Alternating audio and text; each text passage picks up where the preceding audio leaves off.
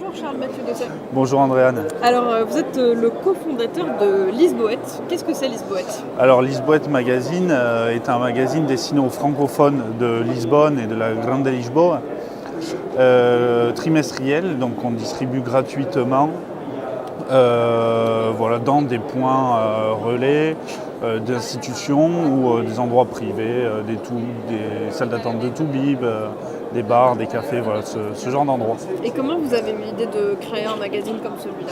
Alors moi je viens de ce milieu-là parce que je suis journaliste en France, je continue mon métier en parallèle. On a eu l'idée de faire ça parce qu'on cherchait un projet commun donc avec mon associé actuel Elliot Schmelz.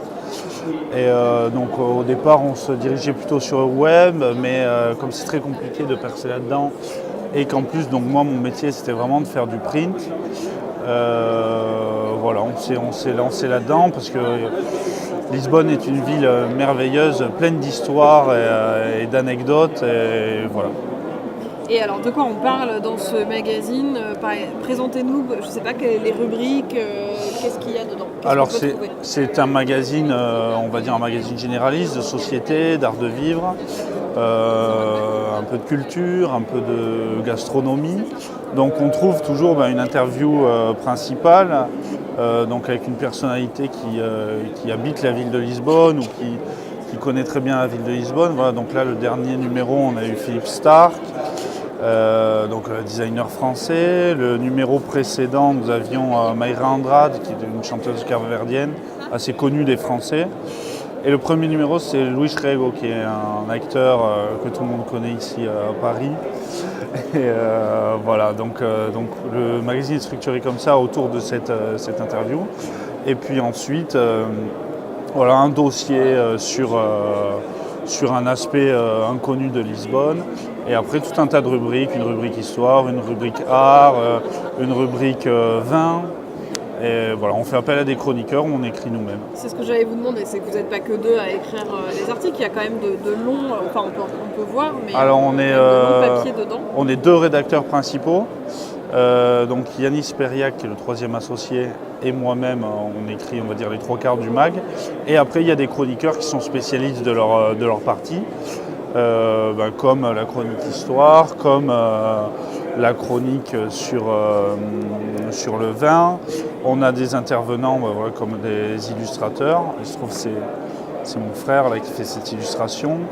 Et c'est très riche du coup à l'intérieur. C'est quoi votre modèle économique? Comment vous êtes financé? Vous avez de la publicité? Alors oui, c'est uniquement par la publicité. Et on a une partie de publi-reportage qui se trouve au centre du mag là.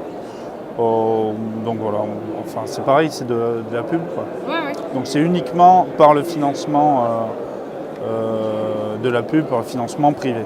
D'accord. Et alors du coup, donc, vous me dites que c'est notamment l'art de vivre dans ce magazine dont il est question. C'est quoi l'art de vivre selon vous? C'est quoi l'art de vivre à Lisbonne? C'est quoi l'art de vivre à Lisbonne? Vaste question. Très vaste question. Non, c'est. Pour le savoir, lisez Lisbonne. Voilà, pour le savoir, lisez Lisbonne Magazine. Je pense que c'est une ville, ça reste une capitale, mais c'est une ville qui a une identité particulière. Le pays a une identité très particulière, déjà au niveau de la bouffe, au niveau du pinard, au niveau de l'artisanat. On a une. Vous voyez, on le voit dans les photos, on a. Là, la photo de M. Stark autour d'Azulejos dans une fontaine.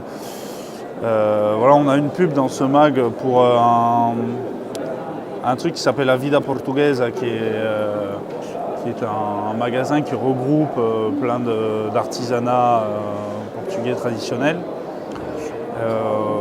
Alors qu'est-ce que c'est? Faut le découvrir ce que c'est. Mais non, mais en fait, ce qui est intéressant avec ce magazine, c'est que c'est un magazine sur une ville donc portugaise, et à côté de ça s'adresse aux Français, donc à une catégorie de population qui vient d'ailleurs. Alors, ce qu'on n'a pas voulu faire, c'est faire un magazine d'infos comme le font habituellement les magazines communautaires. Ça existe à Lisbonne, par exemple, il y a un journal pour les Russes, il y en a deux pour les Chinois, il y a des trucs en anglais. il existe aussi pour les Français des sites d'information et il existe depuis récemment aussi une radio. Il existe tout ça. Voilà, c'est des gens qui se chargent d'avoir ce rôle-là. Et nous, en tant que magazine, voilà, on voulait proposer des sujets plus longs et pas forcément. Vous voulez être un peu en décalage avec. C'est pas d'être en décalage, c'est qu'on veut proposer autre chose. Et je pense que de toute façon, de l'information pure et dure sur un support print comme ça n'aurait aucun sens. Voilà. Et vous avez des retours pour l'instant de gens qui vous lisent ? Oui, on a des retours, comme tout le monde, positifs, négatifs parfois. On commence à avoir des retours. On n'en est qu'au 3e numéro, donc on n'a pas un recul suffisant, puisque la société n'a même pas 1 an. Donc on n'a pas le recul sur ce qu'on fait. Donc là, pour l'instant, votre objectif, c'est un peu de vous faire connaître. Bien sûr, c'est pour ça qu'on est ici d'ailleurs au salon, c'est pour nous faire connaître des gens qui vont venir s'installer à Lisbonne, qui nous connaissent avant d'aménager, ce serait super. Et puis de nous faire connaître aussi des annonceurs, parce que, je le répète, on a besoin de pubs pour vivre. Merci beaucoup, cher Mathieu Dosset, d'avoir été avec nous. Merci.